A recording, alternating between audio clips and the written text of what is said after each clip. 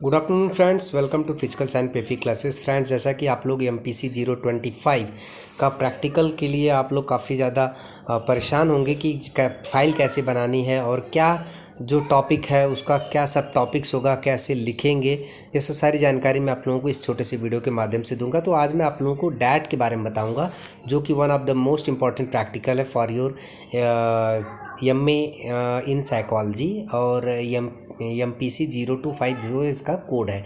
तो डैट होता क्या है? Differential aptitude test. इसमें आप लोगों को मैं क्या क्या बताने वाला हूँ, इसका एम बताने वाला हूँ, कैसे लिखना है आपको। इसका एम है to measure the clerical aptitude of the subject. दूसरा है इंट्रोडक्शन है, उसके बारे में आपको बताना है। डिफरेंशियल एप्टीट्यूड टेस्ट, तो एप्टीट्यूड टेस्ट क्या होता है, एप्टीट्यूड क्या होता है? तो ये एक तरीके का aptitude refers to special abilities in a particular field of activities. यह आप देख सकते हो, इसके बारे में इंट्रोडक्शन लिखना है, टाइप्स ऑफ एप्टीट्यूड लिखना है। यहाँ पर एग्जाम्पल देके मैंने समझाया है। In the classroom, if one student is good in mathematics, it's not necessary to do well in literature subject also. यदि कोई स्टूडेंट है, यदि मैथमेटिक्स में बहुत अच्छा है, उसका जो IQ लेवल बहुत अच्छा है, बट कोई ज़रूरी नहीं है कि लिटरेचर सब्जेक्ट्स में भी वह जो है अच्छा होगा। यही एक एप्टीट्यूड होता है। जैसे कि मैथमेटिक्सकल एप्टीट्यूड उसके अंदर बहुत ज़्यादा है और लिटरेचर से संबंधित जो है एप्टीट्यूड जो उसके अंदर कम है। एप्टीट्यूड होता क्या है? स्पेशल एबिलिटीज़ होती है, जो कि एक तरीके से इनहेरेंट होती है। लर्निंग बाय डूइंग हो सकता है, बट ये इनहेरेंट भी है। और ये साथ ही साथ जो इंटरेस्ट है उसके साथ रन करती है। दे रन्स टुगेदर। तो इस तरीके से यह था आपका एप्टीट्यूड था। दूसरा चीज़ मैं आप लोगों को बता दूं, एक सेकेंड। दूसरी चीज़ें इसमें क्या क्या लिखनी है आपको, यहाँ पर देख लीजिए। Aptitude has come from the word aptos which means fitted for. It is defined as one's inherent capacity to acquire certain skills और एबिलिटी इन फ्यूचर।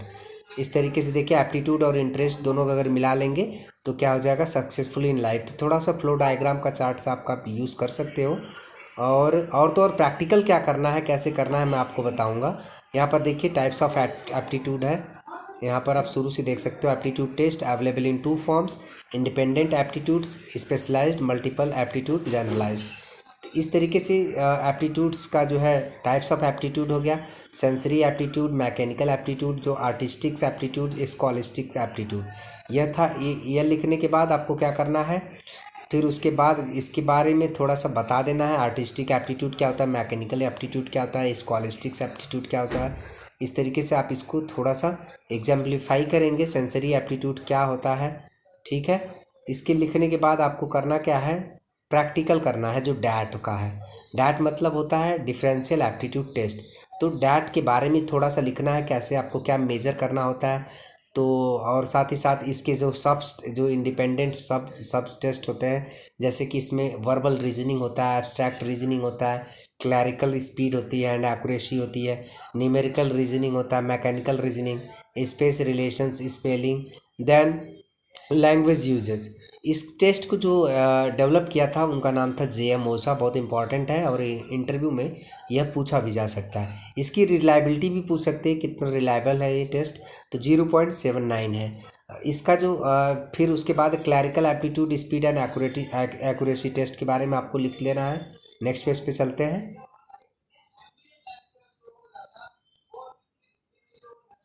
मटेरियल क्या क्या रिक्वायर्ड है, इसमें पेंसिल होना चाहिए। डैट का जो फॉर्म होता है, जो सीट होती है, फॉर्म A and B होता है, उसको आपको लेना है।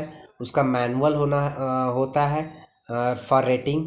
और पार्टिसिपेंट्स प्रोफाइल लिखना है, जैसे नेम उसका लिखना है, एज लिखना है, जेंडर लिखना है, एजुकेशन लिखना है, प्रोसीजर कैसे आपको अप्लाई करना है। The subject is asked to sit properly and in relaxed manner. इस तरीके से आप लिख सकते हो।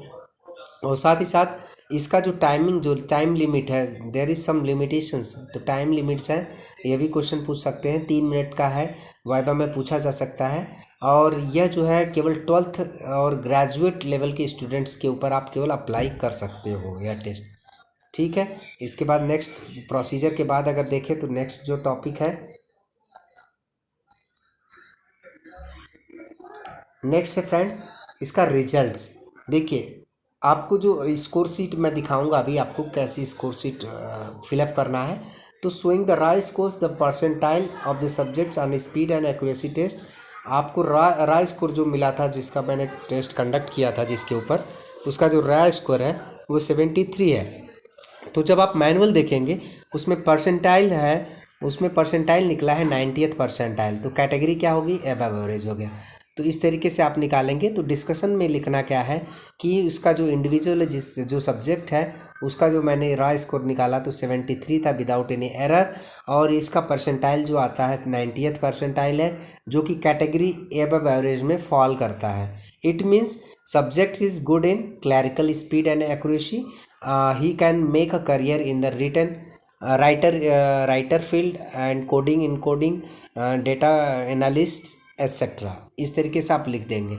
अब मैं आपको दिखाना चाहूँगा कि वह जो है स्कोरिंग सीट जो होता है कैसे होता है, जो टेस्ट होता है वो कैसे पे कंडक्ट किया जाता है। तो प्लीज़ वेट फॉर दैट। तो आप यहाँ पर देख सकते हो कि यह जो है डिफरेंशियल एप्टीट्यूड टेस्ट है, जिसको स्पीड एंड एक्यूरेसी के लिए यूज़ किया जा रहा है। तो यहाँ पर एक मैनुअल होता है जो कि आपको एग्जामिनर देंगे, सेम क्वेश्चन होगा, और आपको उस मैनुअल में देखकर आपको यहाँ पर जो है टिक लगाना है। 3 मिनट का टाइम दिया जाएगा। जो मैनुअल में अगर यदि लिखा हुआ था वी एक्स लिखा हुआ मैनुअल में, तो आपको यहाँ पर भी इस तरीके से टिक लगाना है या फिर सर्कल करना है। दूसरे क्वेश्चन में होगा 6C, स्मॉल सी होगा, तो इसमें इस तरीके से आपको टिक लगाना है या फिर इसको सर्कल करना है।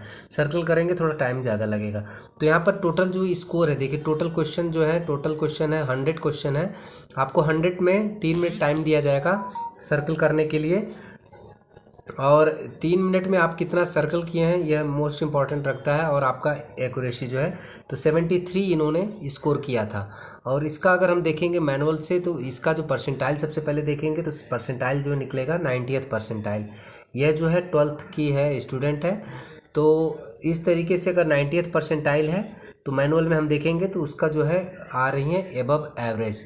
तो मैनुअल जो है आपको एग्जामिनर प्रोवाइड करेगा। सबसे पहला चीज़ आपको पता होना चाहिए, जो वाइवा में पूछा जाता है कि इसमें जो होता है डीएटी में कितने नंबर ऑफ क्वेश्चंस होते हैं, तो आपको पता होना चाहिए 100 क्वेश्चन होते हैं। टाइमिंग जो लिमिटेशंस होती है 3 मिनट्स का होता है। और एक लिमिटेशंस होता है, यह टेस्ट जो किस पर अप्लाई कर सकते हैं, तो 12th टू ग्रेजुएशन लेवल के स्टूडेंट्स के ऊपर आप अप्लाई कर सकते हो। तो यह था छोटा सा जानकारी फ्रेंड्स। एक टेस्ट होता है जैसे पार्ट ए हो गया, एक बार इनको वो दिया जाएगा फॉर्म में जैसे यहाँ पर दिया गया है, तो यह होगा आपका प्रैक्टिस प्रोफार्मा होगा। और दूसरा जो होगा आपका ये होगा फाइनल टेस्ट का होगा।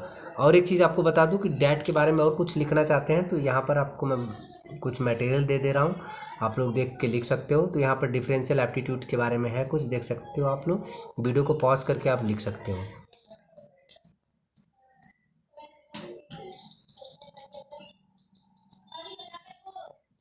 यहाँ पर देखिए दिया हुआ है ना, जैसे 90th परसेंटाइल था, तो 90th परसेंटाइल में रेटिंग यहाँ पर स्टेनाइंस ने दिया हुआ है कि 8 है, ठीक है। और इनकी रेटिंग जो है हाई है, तो हाई है मतलब कि वह जो है उस लेवल पे